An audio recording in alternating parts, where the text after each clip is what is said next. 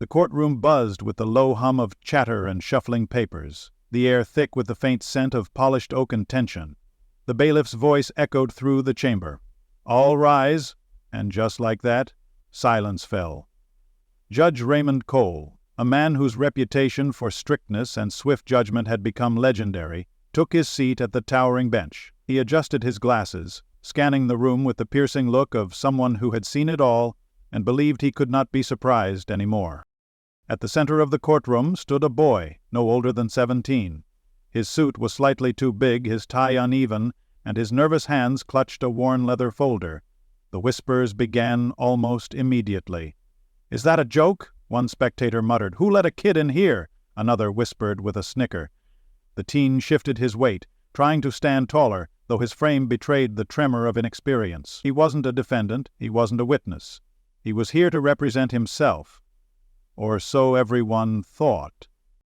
Judge Cole's brows furrowed as he glanced at the file in front of him.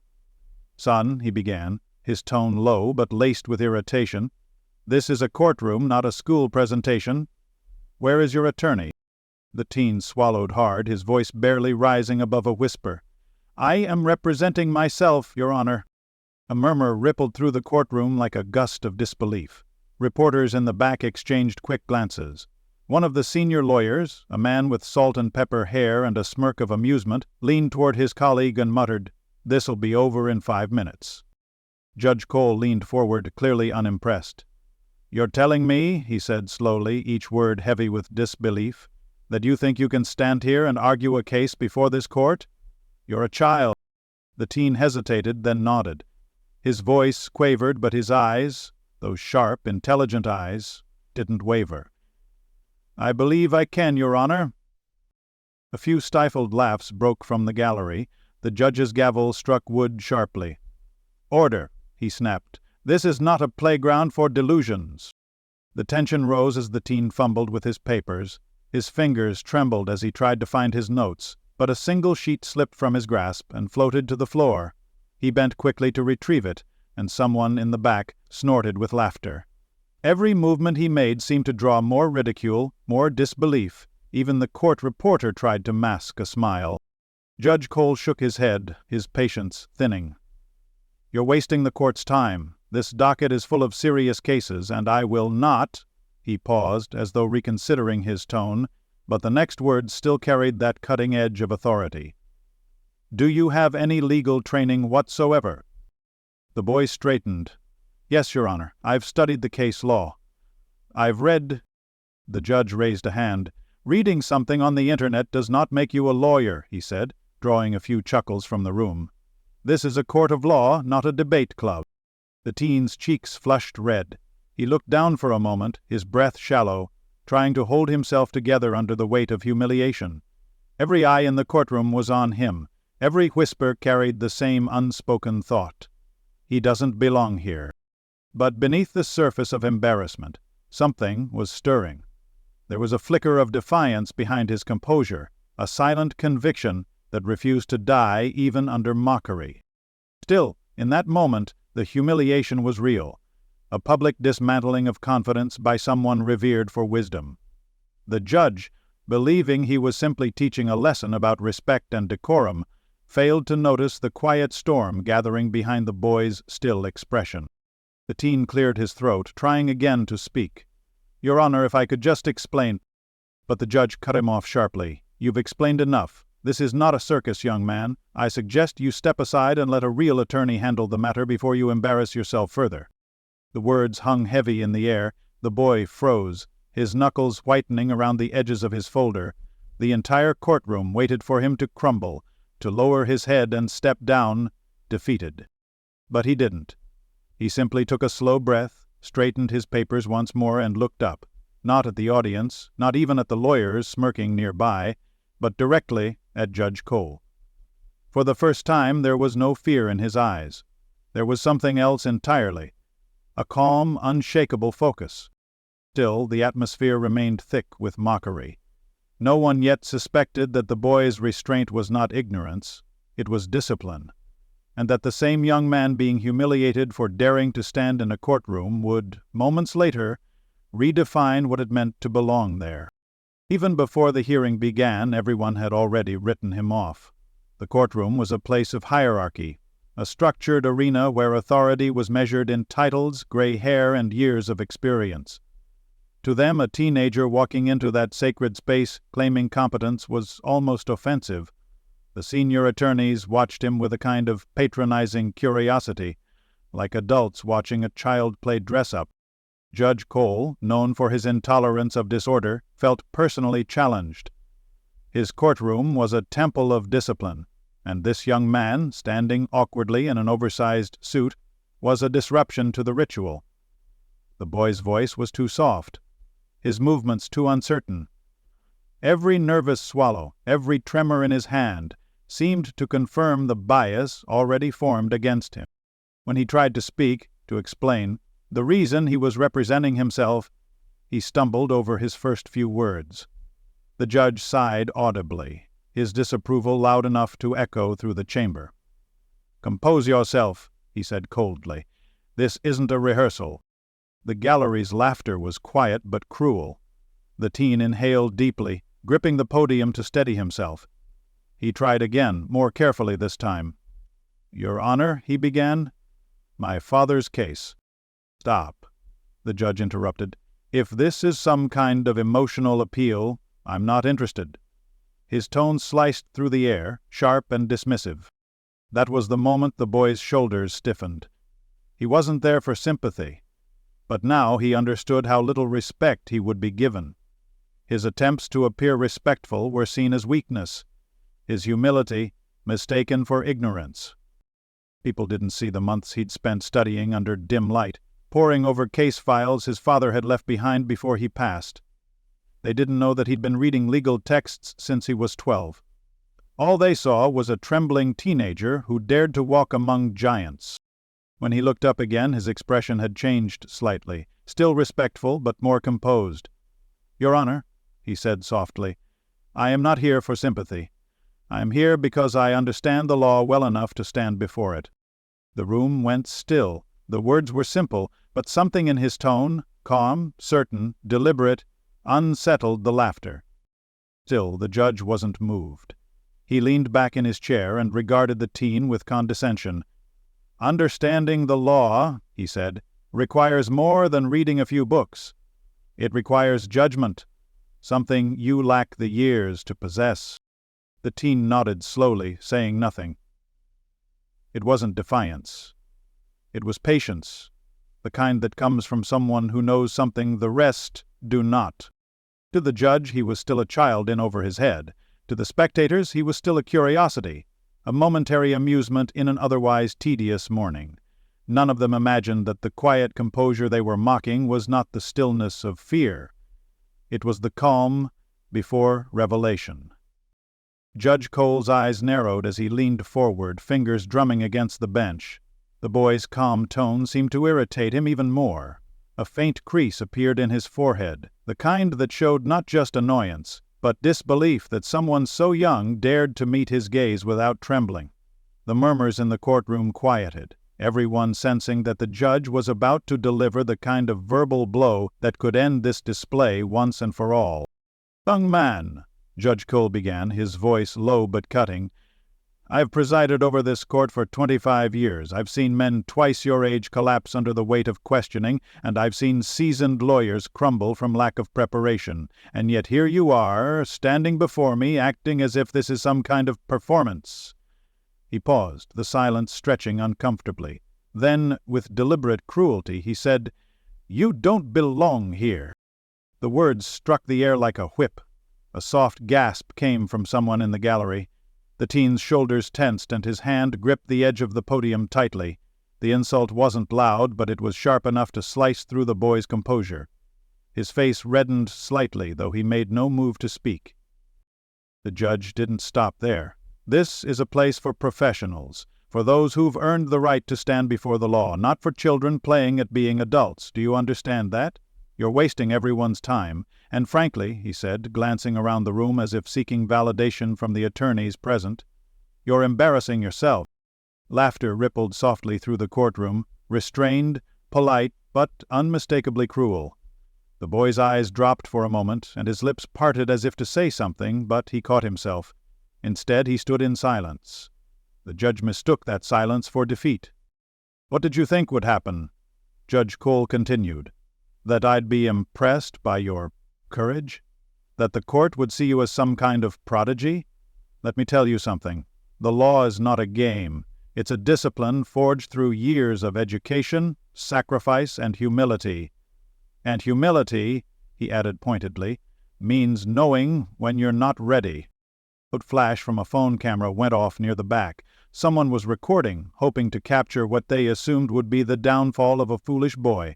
The judge didn't notice. He was too deep into his lesson, a speech he'd given many times before to young lawyers, but never to someone this young. "Do yourself a favor," he said finally. "Sit down before you make this any worse."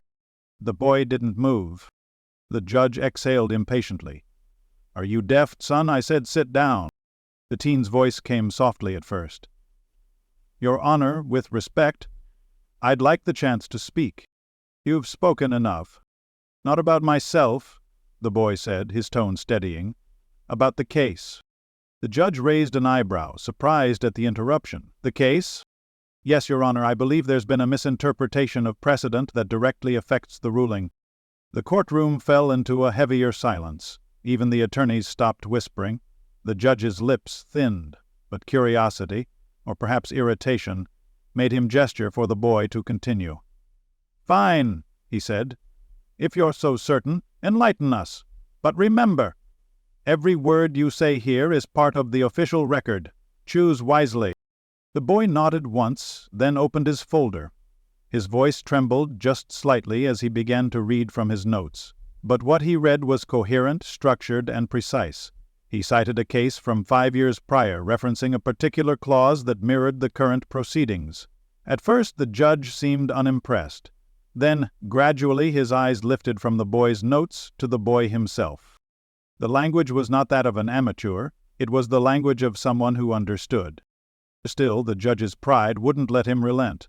"Where did you even find that case?" he asked.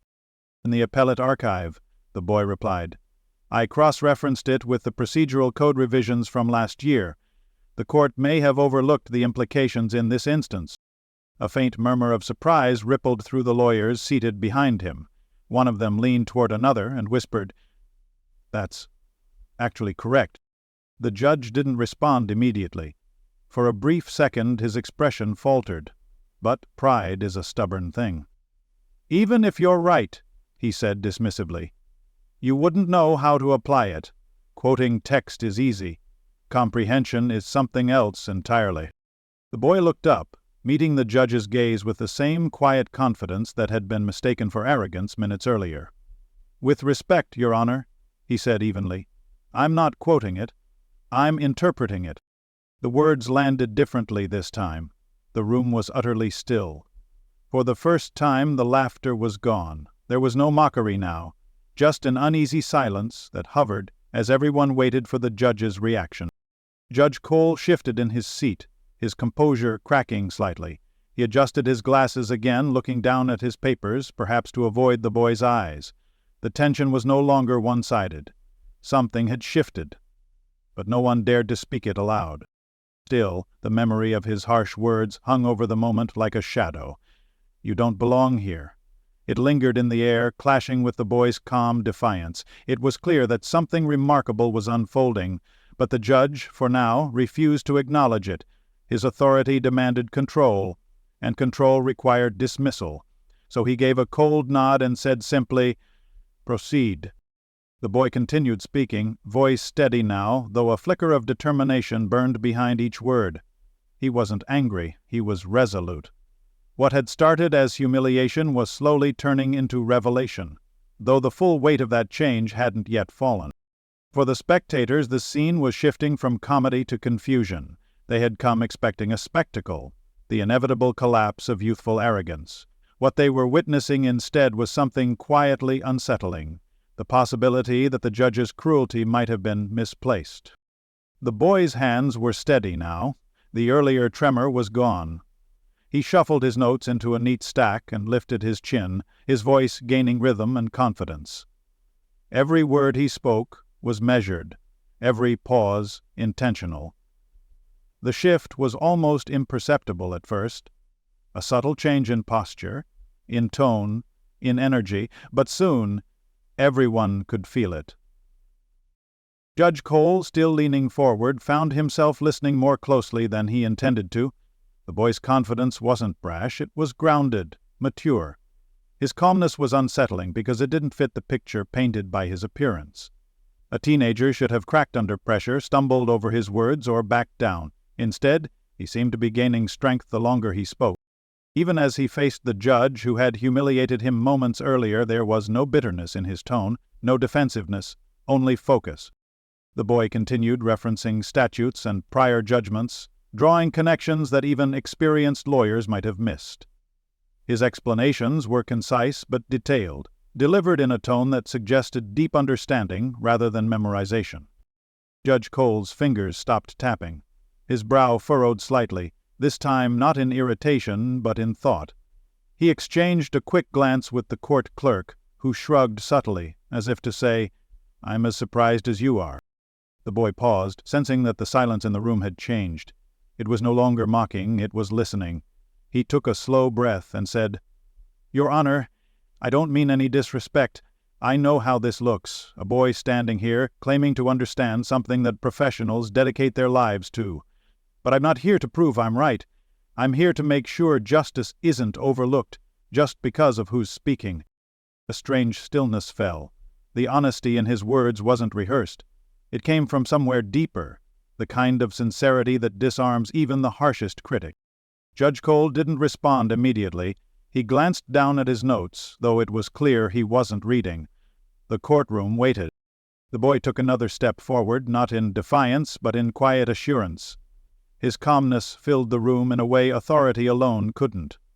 "My father always told me," he said softly, "that the law isn't about power. It's about truth. And truth doesn't care how old you are." For the first time, the judge didn't have a reply. The earlier smirk that had played at the corners of his mouth was gone. His lips pressed together tightly, his eyes following the young man, as if seeing him for the first time. The lawyers seated in the back exchanged uneasy looks. A few of them began whispering again, but their tone had shifted, no longer mocking, but impressed. The courtroom that had once been a place of humiliation was slowly transforming into a stage for revelation. Still, the boy remained composed. He wasn't gloating. He wasn't trying to win approval. There was something almost serene about his demeanor, a balance between confidence and humility that made people question how they had ever seen him as foolish. The bailiff, standing by the door, folded his arms and nodded subtly, his expression softening. Even he, a man who had seen countless hearings, could tell that something unusual was unfolding. Judge Cole finally cleared his throat. "You're remarkably composed for someone in your position," he said, the words measured, cautious.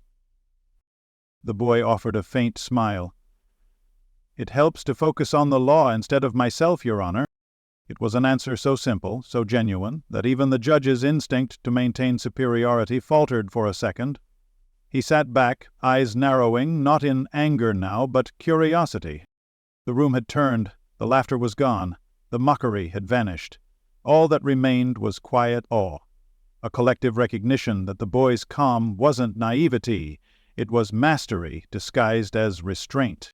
The judge didn't know it yet, but that stillness, that quiet strength, would soon unravel everything he thought he understood about youth, intelligence, and humility.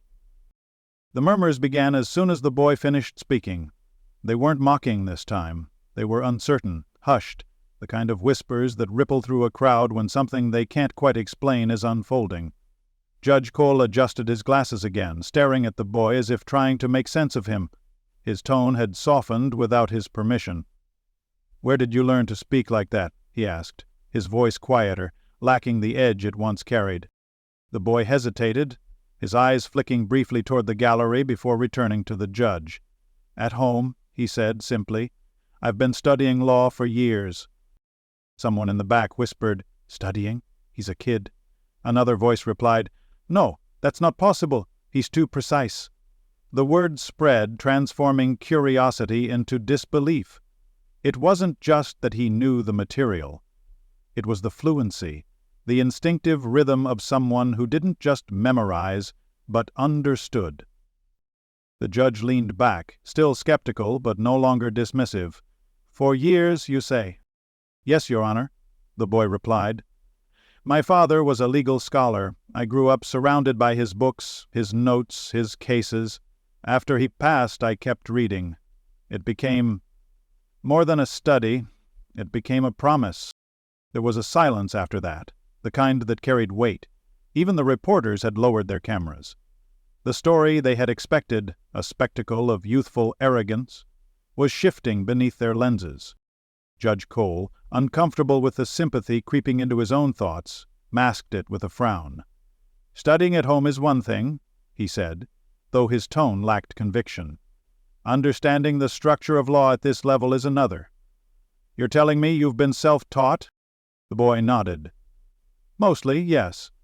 Though I had help. My father's colleagues let me observe their discussions when I was younger. I listened more than I spoke. When they debated case law, I took notes. I didn't understand everything then, but I kept learning." The older lawyers exchanged glances. Some of them looked almost embarrassed, recalling how they'd laughed earlier. One leaned back in his seat, whispering to another, "He's not bluffing. No one that young could fake that kind of comprehension." The judge's gavel rested silently beside his hand. His fingers brushed against it, not out of irritation this time, but in thought. "And how old are you exactly?" 17, Your Honor." The number hung in the air. A 17-year-old quoting appellate decisions from memory, interpreting procedural codes and holding his ground under public scrutiny. It defied the logic of the room. Judge Cole tilted his head slightly, his expression softening despite himself. 17, he repeated. "And you're telling me you've already read through our federal and state procedural laws?" "I've read them," the boy said carefully, "and the cases that challenged them." The judge's mouth opened slightly, then closed. He didn't know what to say. For the first time in years, he found himself unsure how to proceed. His instinct had always been to lead, to instruct, to dominate the courtroom with authority. But this situation demanded something he hadn't felt in a long time: curiosity. The boy stood quietly, waiting, his composure unbroken. The stillness was no longer one of fear, but confidence born of mastery. His earlier humiliation had turned into something remarkable: revelation. A journalist near the back lowered her camera completely, her expression thoughtful. "This isn't just a case," she whispered to her colleague. "This is history." The judge tapped his pen against the desk, finally speaking again. "You said your father was a scholar." "Yes, Your Honor," the boy replied. "He taught legal theory at the university. He used to say that law was like a language. It wasn't just about rules, it was about the way people interpreted justice." Something in those words struck a chord with the judge. He had once believed the same thing. Before years of rigid procedure dulled that belief into habit, the boy's phrasing, simple, honest, carried a conviction that reignited something in the older man. "I see," the judge murmured, though it was more to himself than to the boy. The room was utterly still, hanging on every word.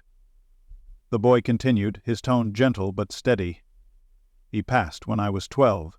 I didn't understand much then, but I promised myself I'd finish what he started. I wanted to know the law not just as a system, but as a way to protect people." No one dared interrupt. It wasn't just intelligence they were witnessing. It was passion, purpose, something deeply human beneath the brilliance. The boy wasn't performing. He was fulfilling a vow. An unlikely backstory. For the first time since the hearing began, Judge Cole's voice softened. "You said your father passed when you were 12, he said carefully. "That must have been difficult?" The boy nodded, his voice quieter now, the steady rhythm of confidence touched by something more vulnerable. "It was. He was my teacher. After he was gone, things got harder. My mother worked 2 jobs to keep us in the same house. We couldn't afford tutors or college programs, so I studied what I could from his old materials." He paused, taking a slow breath. "The first time I opened one of his law books, I didn't understand a word. But every night, I tried. I'd read a paragraph, then look up the words I didn't know. Over time, the confusion turned into clarity. The courtroom listened in absolute silence. Even Judge Cole's gavel hand had gone still. The boy wasn't embellishing his story. Every word carried the weight of truth. His voice didn't tremble out of fear anymore. It trembled because of memory. When other kids were out playing, he continued, I was sitting in my room, highlighting pages, listening to old recordings of court hearings. I wanted to hear how people argued, how they reasoned. My father once said the best lawyers aren't the ones who talk the loudest, they're the ones who listen the most. A faint smile touched the judge's lips. Your father was a wise man. It was, the boy said. He believed law could change people's lives. He used to take pro bono cases, families who couldn't afford lawyers. He said justice shouldn't depend on money. That last sentence landed heavily. Several of the attorneys shifted uncomfortably in their seats. The boy hadn't said it with accusation, but it struck at the heart of a truth they all knew too well. When he died, the boy went on, I found all his notes, his journals, the cases he never finished. He had been working on something big, a reform proposal for education and juvenile defense. I read everything he left behind. It became my mission to understand it. I didn't want his work to fade away. Judge Cole looked down, his expression unreadable. There was a long pause before he spoke again. So, that's why you're here. The boy nodded. This case was similar to one he studied. I recognized the pattern in the documents, the way evidence was presented. When I saw the errors, I couldn't stay quiet. I knew he would have wanted me to speak. His words carried no arrogance, no rebellion. They were steady, purposeful. The courtroom that had once mocked him was now hanging on his every syllable. The judge's earlier harshness seemed almost foreign now, a remnant of a version of himself he didn't want to remember. The boy's story wasn't just impressive, it was humbling. One of the lawyers in the back leaned forward, whispering to a colleague, This kid's not just smart, he's driven. He's been through more than half the people in this room. The judge folded his hands, his tone more human now. And your mother? She doesn't know I'm here, the boy admitted softly. She's at work. She told me not to get involved, said people wouldn't take me seriously. I didn't want to disappoint her, but I couldn't ignore what I'd found. A flicker of empathy crossed the judge's face. You wanted to honor your father. Yes, the boy said. He believed the law could belong to anyone willing to learn it. I wanted to prove he was right. A long silence followed. Even the sound of the court's old air conditioner seemed to fade. The boy's honesty had done what eloquence alone never could. It had disarmed the room. The judge finally leaned forward, elbows resting on the bench, eyes locked on the young man below. For the first time there was no condescension, no superiority, only genuine curiosity. Tell me, he said quietly, how long have you been preparing for this moment? The boy looked down at his notes, then back up. 5 years, Your Honor. 5 years. The words were simple, but they landed like a thunderclap. 5 years of silent preparation, of self-study and sleepless nights, of a promise kept to a man long gone. The gallery sat motionless, absorbing the truth of it. And there he was now, a 17-year-old standing before a courtroom of professionals, not seeking approval, not demanding attention, but fulfilling a vow made in grief and hope. The judge exhaled slowly, almost in disbelief. His voice dropped to a near whisper as he said, You remind me of someone I used to be. The boy tilted his head slightly. Someone who believed in justice? The judge smiled faintly. Someone who believed it could still surprise me. A restless silence hung over the courtroom, fragile and electric. Every face was turned toward the boy now. The spectators who had once laughed sat forward in their seats, their curiosity pulling them closer to the unfolding scene. Even the reporters who had come expecting a spectacle were frozen, unsure whether to lift their cameras or simply watch. The boy adjusted his notes, his movements calm, deliberate. He began outlining his argument again, each word carefully chosen, each citation delivered with precision. The rhythm of his voice carried across the room, filling the space with quiet authority. The gallery whispered among themselves, some incredulous, some in awe. The court clerk glanced up at the judge, eyes wide, as if asking whether what they were witnessing was even real. The boy spoke without hesitation, referencing a case so obscure that even a few seasoned lawyers had to check their notes.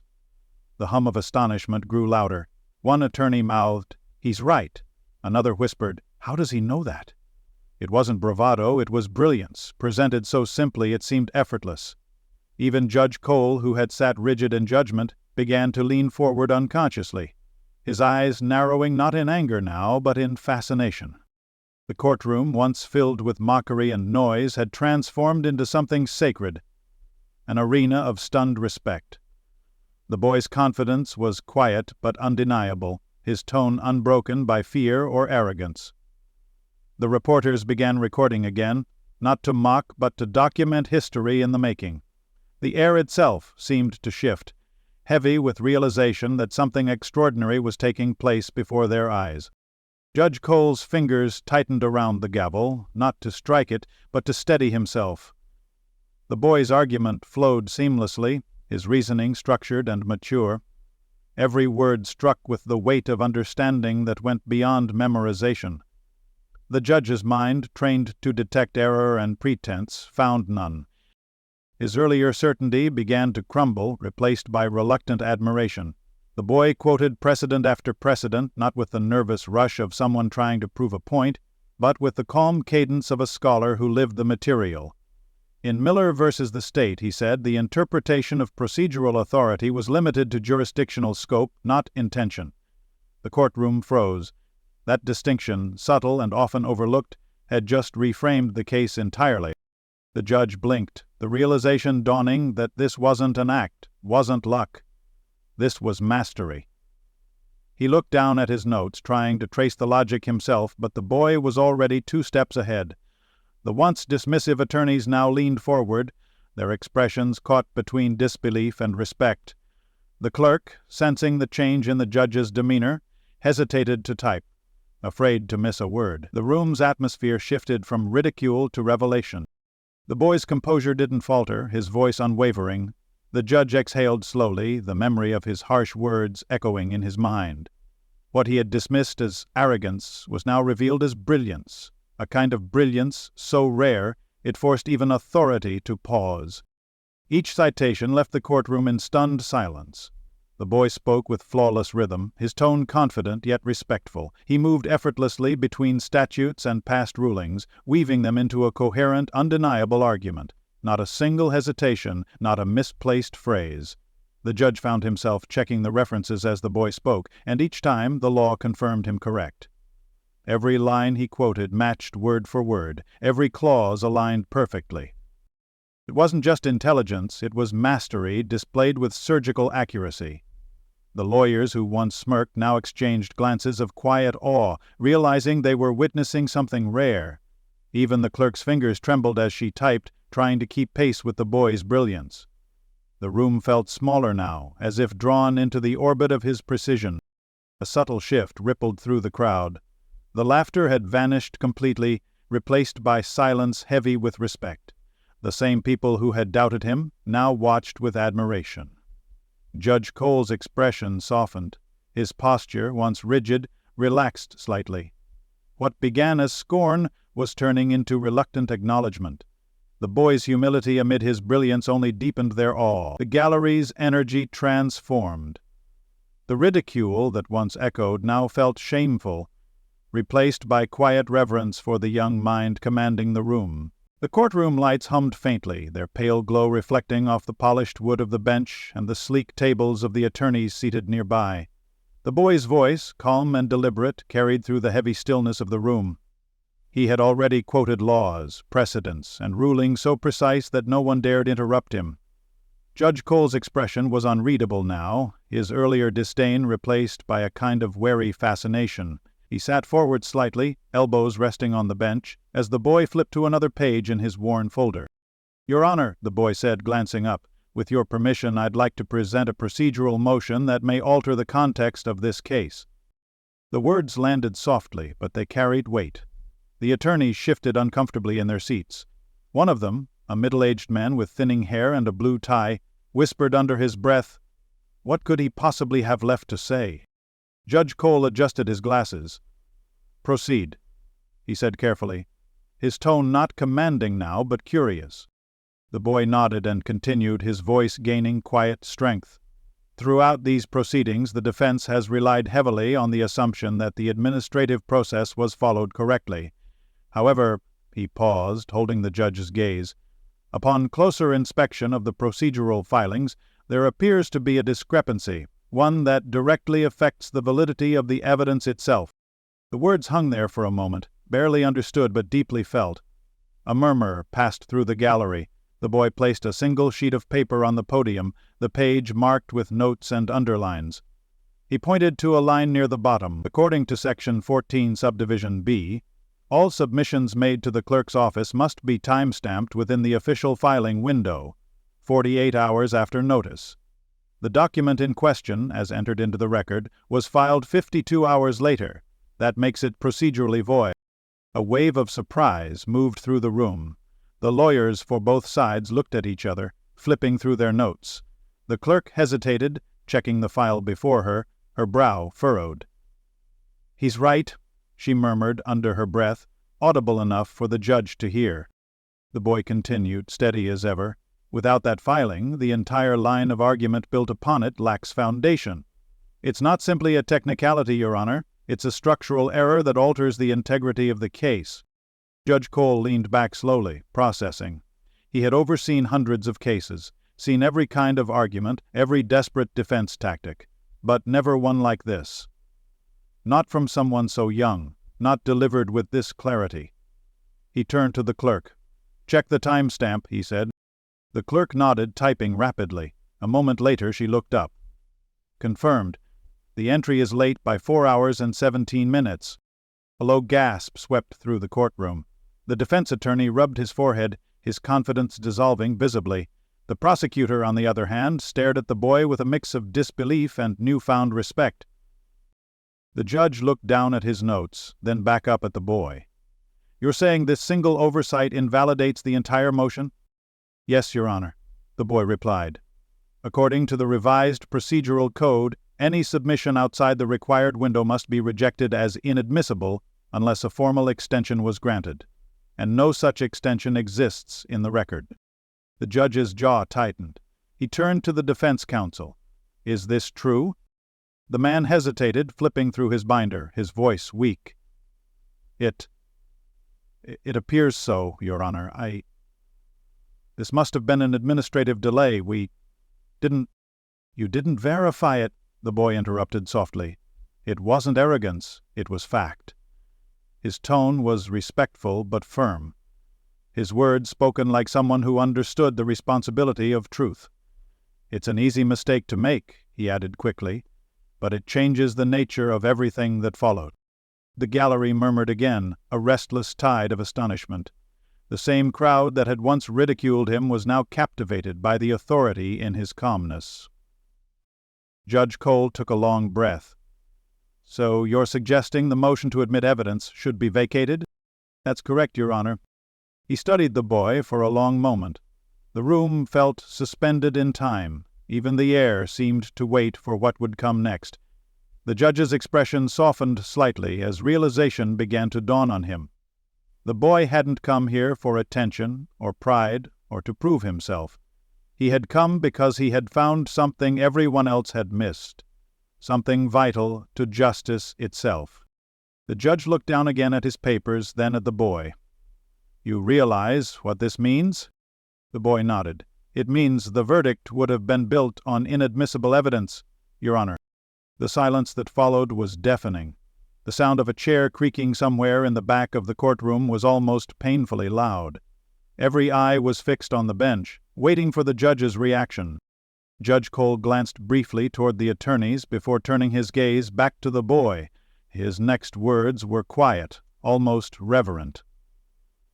"You caught a procedural flaw in a certified case file." "Yes, Your Honor." "And you did this alone?" The boy nodded again. The judge's gavel rested motionless beside his hand, his fingers brushing its handle lightly. He exhaled through his nose, a slow, measured sound that seemed to carry more than just breath. It carried humility. He looked down for a long moment, his eyes tracing the record before him, his mind replaying the harsh words he had thrown earlier that day. "You don't belong here," they echoed in his head, ringing louder now than they had when he'd spoken them. A moment of silence. The stillness that followed the boy's revelation wasn't ordinary silence. It was something heavier, deeper, almost tangible. The kind of silence that descends not out of confusion, but out of realization. The courtroom had become a different place entirely. The same walls that had once echoed with laughter and disdain now held only respect and disbelief. Even the air felt changed, as though it too had been humbled. Judge Cole leaned back, his fingers steepled beneath his chin, his expression unreadable. He didn't speak immediately. He couldn't. His mind was replaying every word, every detail, every moment since the hearing began. He had entered this session certain of his own superiority, certain that this boy was just another arrogant youth seeking attention. But now, as he looked across the courtroom at the calm young man standing before him, he felt something he hadn't felt in years. Shame. The boy stood quietly, hands resting on the podium, his posture relaxed but respectful. He wasn't basking in his triumph. He wasn't even smiling. His composure was the same as it had been from the start. Measured, humble, focused. That steadiness only deepened the impact of what he had just done. The attorneys on both sides sat motionless. The defense counsel stared at his documents, no longer able to meet the judge's gaze. The prosecutor had set down his pen, his jaw clenched in silent acknowledgment of the brilliance he had just witnessed. The reporters, who had been recording since the first sign of tension, had stopped whispering. They no longer looked for scandal. They were watching something human, something profound. One of the jurors, an older woman with kind eyes, blinked rapidly as though fighting tears. The boy had spoken not just with knowledge, but with sincerity. His voice had carried something that law books could never teach. Conviction rooted in integrity. The silence stretched longer. It wasn't awkward. It was sacred. Every person in that room understood that they had just witnessed something extraordinary. It wasn't the technicality itself. It was what it represented. Truth found by someone everyone had dismissed. Judge Cole's thoughts spiraled inward. He remembered his early days on the bench, his own nervousness when he first donned the robe. He had once been idealistic, passionate about fairness, but years of repetition and bureaucracy had dulled that spark. The courtroom had become routine. Until now. He looked at the boy and saw in him the ghost of his younger self. The hunger for justice, the refusal to accept error, the courage to speak truth even when uninvited. The realization stung because it was honest. Somewhere along the line he had forgotten that spirit. The boy shifted slightly, his eyes steady on the judge, waiting. His patience was remarkable. He didn't fill the silence, didn't press for validation. He simply waited, as if understanding that reflection takes time. Finally, Judge Cole spoke. His voice was softer now, stripped of its earlier authority. "You've given me much to think about," he said quietly. The boy inclined his head respectfully. "Thank you, Your Honor." Another pause followed. The judge tapped his pen against the bench absent-mindedly. Around the room, people exchanged quiet looks, unsure what to do or say. The moment was suspended between disbelief and admiration. The clerk typed a few final words into the record, her fingers moving slowly, almost reverently. When she looked up, her eyes met the judge's, and she gave a small nod, as if to confirm what everyone already knew. Something monumental had just occurred. The defense attorney shifted, his papers rustling in the still air, the sound almost jarring after such prolonged quiet. The judge turned his attention briefly toward him, then back to the boy. "I see now why you came here," he said, more to himself than to anyone else. The boy didn't respond. His silence spoke louder than any argument could. The gallery remained hushed, every spectator aware that they were in the presence of something unforgettable. The judge's authority had not been challenged, it had been reminded of its purpose. The boy's calm, his discipline, his unwavering respect had changed the entire rhythm of the room. In that silence something passed between the two of them, not defiance, not apology, but understanding. The judge's earlier words, the ones that had humiliated the boy, now hung in the air like an invisible weight. And though neither of them said it, everyone in the room could feel the unspoken truth. The balance of power had shifted. The courtroom, once a stage for ridicule, had become a place of awakening. The laughter that had once filled its walls had been replaced by reverence. The boy stood where few would have dared, and the man who had sought to diminish him now saw, in that silence, the reflection of wisdom beyond age. The air felt heavier still, almost reverent. Every person present sensed that they were standing at the edge of something larger than a mere case. What had begun as a hearing had turned into a lesson, one about humility, truth, and the boundless reach of human potential when driven by purpose. The silence continued, stretching onward, profound and unbroken, as the judge, the lawyers, and the crowd collectively recognized that the boy who had walked into the courtroom as a target of ridicule now stood as its quiet center of gravity. By the next morning, the story had already begun to spread beyond the courthouse walls. What had started as a quiet local hearing had transformed into something far greater. A story that carried whispers of awe through corridors of law firms, newsrooms, and classrooms alike. The boy who had walked into the courtroom alone, mocked and underestimated, was now being spoken of with admiration that bordered on disbelief. People wanted to know who he was, how he had learned so much, and why someone so young had cared enough to stand up for justice in a place that had tried to silence him. The first news reports appeared online before dawn, each headline echoing the same astonishment: teen outsmarts veteran lawyers in courtroom twist. Young legal mind stuns judge with unprecedented argument. Prodigy's calm defies expectation. Within hours, those headlines spread across social media, drawing millions of eyes. The videos captured by the reporters who had once come to mock him were now being replayed, dissected, and admired. People shared clips of the boy's calm voice, his composure, the moment when the entire courtroom went silent after he exposed the procedural flaw.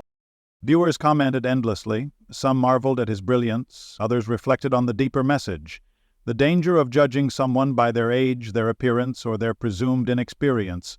"He's proof that wisdom isn't about years," one comment read, echoing thousands of others that carried the same sentiment. He didn't fight for attention. He fought for truth. Meanwhile, within the courthouse itself, the story had become something almost mythical. Clerks whispered about it between cases, judges brought it up in private meetings, and law professors began discussing it in their lectures.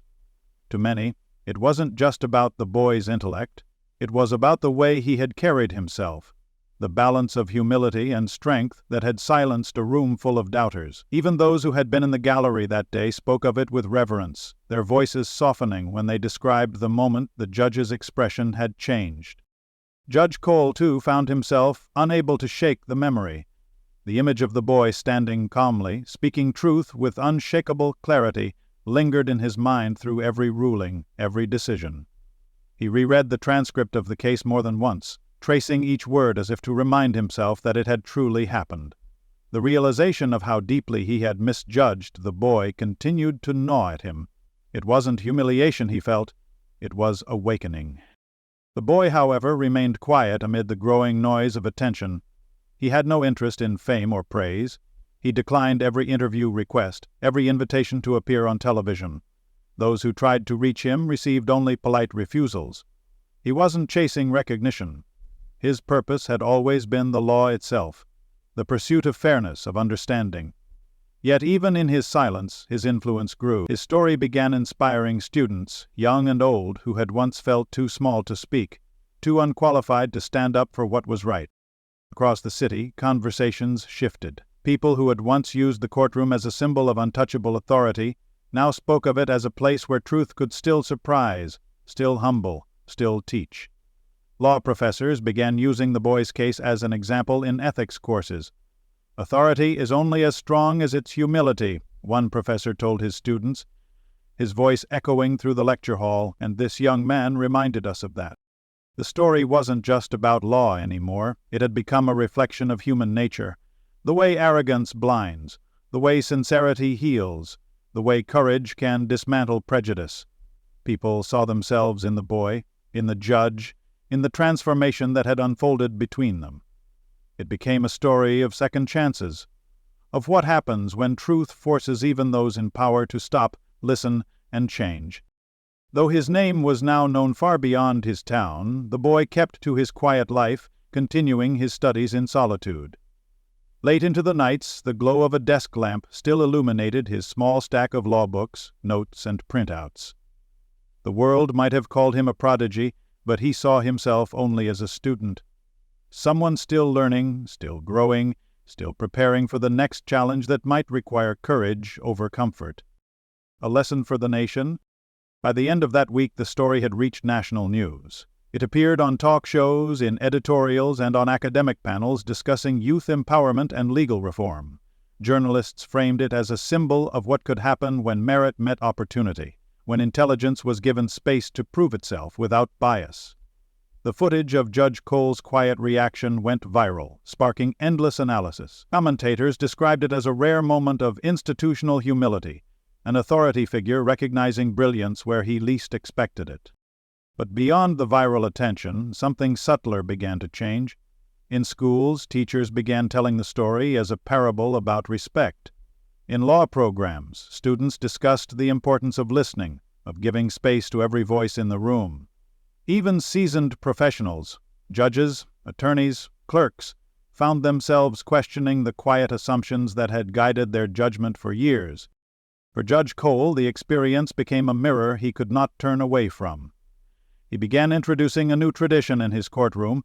Before each session, he reminded everyone present, lawyers, witnesses, and spectators alike, that the pursuit of truth required openness, not pride. Wisdom, he would say softly, doesn't wear a uniform. It can come from anyone, anywhere, at any age. Those who had been in his courtroom that day understood exactly where the words came from. The boy, though unaware of the full extent of his influence, continued forward quietly, unaware that he had sparked something larger than himself. His story began to symbolize the rebirth of integrity in a system that often forgot its heart.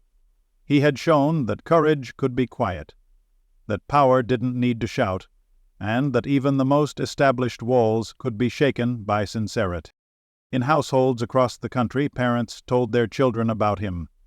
"Don't ever let someone tell you you're too young to understand," they said. "Remember that boy in the courtroom." And children listened, inspired by the thought that truth could stand taller than status, that one voice could change the tone of an entire room. Judge Cole, meanwhile, carried the memory with him like a quiet promise. Each time he lifted his gavel, he felt the invisible presence of that moment, the day he had been taught, not by a peer or mentor, but by a young man who had reminded him what justice truly meant. In the days that followed the courtroom revelation, the boy's life began to shift in ways he had never anticipated. Though his name had reached far beyond his small town, he felt no sense of triumph. Instead, he carried a quiet resolve, an unshakable understanding that knowledge, no matter how extraordinary, was not a weapon to wield against others, but a responsibility to uphold. The attention swirling around him didn't feed his ego, it deepened his purpose. Each article, each mention, each accolade served as a reminder that the world still yearned for truth, for courage, for something real in a sea of pretense. He returned to his studies with greater focus than ever before. While others marveled at what he had already achieved, he saw only how much there was left to learn. Nights bled into mornings as he sat at his desk surrounded by legal texts, handwritten notes, and worn-out pages, covered in his precise handwriting. The glow from his lamp pooled across the paper, casting long shadows that stretched like reminders of the path he had chosen. He replayed the courtroom scene in his mind countless times, not out of pride but reflection.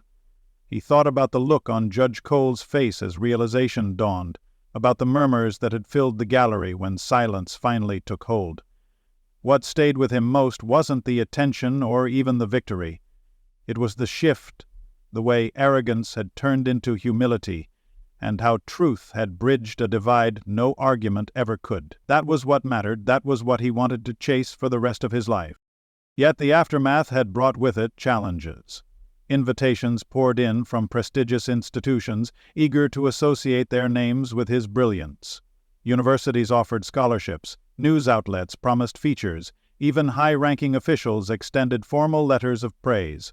But he declined them all, each refusal written with the same calm clarity he had displayed in court. "I'm still learning," he wrote in one. "The work isn't done."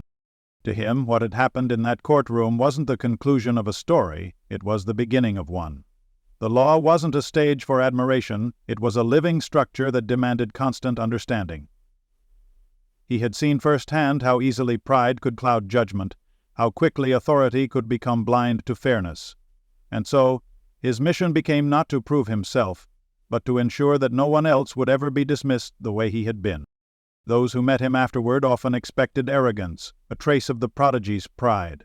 Instead, they found humility. When asked about his success, he spoke softly. His answers focused on the principles of fairness, diligence, and empathy. He never spoke of victory. He spoke of awareness, of responsibility, of the need to question even the most established truths. His calmness unsettled some, inspired others, and fascinated all. But beneath that composure was an intensity few could see. The boy carried within him a fire that no praise could quench, a determination to keep learning, to keep refining the balance between intellect and humanity. His gift wasn't just knowledge, it was understanding how fragile justice could be when left in the wrong hands. He had seen the arrogance of certainty and the humility that followed its unraveling, and he knew which side he wanted to stand on forever: the judge's redemption. Judge Cole, meanwhile, found his own world quietly transformed. In the weeks following the hearing, he moved through his days with an awareness that everything he said, every ruling he gave, was now shadowed by that single afternoon. The moment he had been forced to confront his own blindness had humbled him more deeply than any reprimand ever could. It had stripped away the illusion of infallibility that years of authority had built around him. He found himself rereading old case files, questioning judgments he had once made with unwavering certainty. For the first time in decades, he began to listen not just to the words of those who spoke before him, but to their intentions, their emotions, their humanity. The courtroom, once a place of control and order, began to feel alive again. He no longer looked at it as a space for dominance, but as a shared ground for understanding. In quiet moments, he thought often of the boy, not as a rival or anomaly, but as a reminder of what justice should look like. Clear, unafraid, and rooted in truth rather than ego. The memory of his own words haunted him still. "You don't belong here." Each time he recalled saying them, he felt the sting of shame, followed by the resolve to never let such blindness take hold again. His colleagues noticed the change. He spoke less, listened more, his tone softened, his manner gentled. When younger lawyers fumbled in his courtroom, instead of cutting them down with impatience, he guided them, encouraged them to keep speaking. It wasn't leniency, it was respect. He had come to understand that brilliance often hid behind uncertainty, and that confidence, when paired with empathy, could change everything. He also began writing late into the night. Private notes, reflections on justice and humility that filled pages of an old leather-bound journal. Though he never intended to publish them, those writings became his quiet confession, his way of atoning for the arrogance that had once clouded his judgment. He titled one entry simply, "The Day I Was Taught." Occasionally his mind would drift to that silent exchange outside the courthouse, the boy standing before him, respectful yet unyielding, and the words he had managed to say, "You have a rare gift." Those words had not been enough, he knew, but they were all he had been capable of in that moment. He had wanted to say more, to thank the boy for reminding him that justice was not about superiority but sincerity, but the boy's silence had told him that the lesson had already been learned by both of them. Months later, when new cases came before him that involved young defendants, he treated each one with care that astonished his peers. He asked questions not just about what had been done, but why. He looked beyond appearances, beyond age, beyond assumption. It wasn't pity, it was awareness. He no longer sought to command fear in his courtroom. What he sought was understanding. Authority, he had learned, was only as noble as the humility that guided it. And in the quiet of his chamber, when the lights dimmed and the day's noise faded, he often found himself whispering into the stillness, a promise to the lesson that had changed him forever. News of the boy's act didn't fade, it evolved. Law students began studying the case as a turning point, a moment when humility reshaped authority. His words were quoted in lectures, his calm presence held up as a model of grace under pressure. To many, he had become a symbol of what integrity looked like when stripped of ego.